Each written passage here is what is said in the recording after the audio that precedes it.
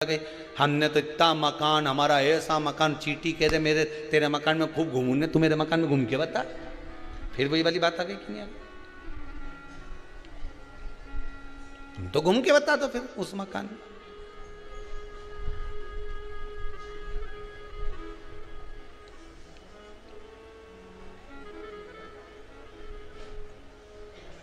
घूमो जितना घूमो। अब मठा की पत्नी ने कहा अपने यहाँ रिश्तेदार नहीं आ रहे। अब इतना अपने जोरदार कलर करवाया मकान में, कितना जोरदार जोरदार फर्नीचर बनवाया, और कोई देखने नहीं आए तो काय का मतलब? एक काम करो, तुम्हारे पिताजी का श्राद्ध आ रहा है, तुम्हारे दादाजी का श्राद्ध आ रहा है, श्राद्ध पक्ष आ रहे हैं 16 दिन श्राद्ध के। एक दिन ऐसा कर लो, सारे रिश्तेदारों को बुला लो श्राद्ध में, पंडित जी के भी बुला लें।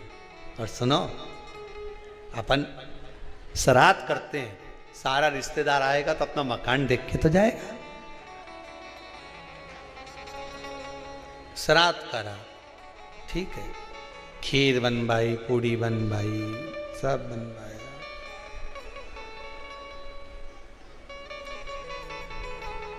मठा की पत्नी ने करा, जठा की पत्नी बोली सुनो, आज तुम्हारे दादाजी का श्राद्ध है, घर में कुछ है नहीं, पर सुनो, वो सामने जो व्यापारी है ना, जिसकी किराना की दुकान है, उससे आपकी अच्छी बनती है ना, हाँ मेरा बचपन का दोस्त है, जाओ उसके यहां से कुछ थोड़ा सा लिया हो तो अपन खीर बना लेंगे, ब्राह्मण को दे देंगे, उसके घर पहुंचा देंगे।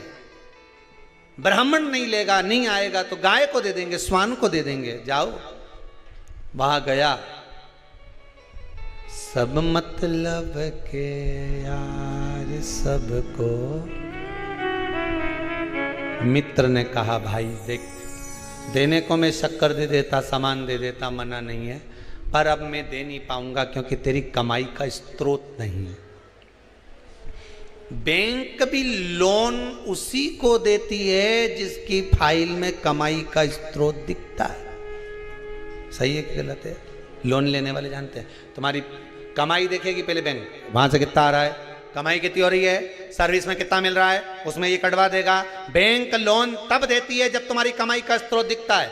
दुनिया के लोग आपको जब तक देते हैं जब तक तुम्हारी कमाई का स्रोत दिखता है, पर महादेव तुम्हारी कमाई का स्रोत नहीं देखता, महादेव तुम्हारी भक्ति का स्रोत देखता है। तू भजन कितना करता है, महादेव तुम्हारी कमाई के स्रोत देखकर नहीं देगा, महादेव भजन देखकर देगा कि तू भजन कितना करता है, तो कितना शंकर की कथा सुनता है, शिव महापुराण पर कितना विश्वास है तेरे को, शिव महापुराण की कथा में जो शब्द निकलते हैं उस पर कितना विश्वास है, महादेव ये देखकर देगा।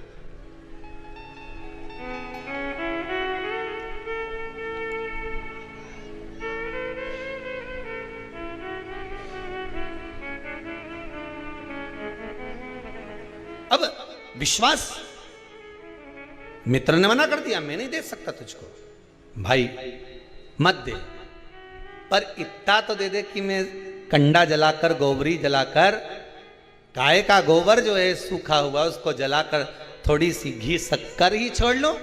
शक्कर नहीं दूंगा, महंगी है, इतना सा गुड़ दे दिया, इतना सा घी डाल के दे दिया, ले जा। कटोरी में घी और गुड़ लेकर आया। जठा की पत्नी ने कहा लाए कुछ खीर बनाना, खीर नहीं है, ये गुड़ शक्कर है, कोई गुड़ और घी है, कोई बात नहीं, मैं कंडा जलाकर धूप दे दूंगी, अभी घर में पोछा लगा लूं, झाड़ू लगा लूं, दरवाजा पे पानी छीट दूं, थोड़ा सा चौक पोड़ दूं दरवाजा पे, फूल रख दूं दरवाजा पे, कर दिया। उधर पितृलोक से पित्र आए।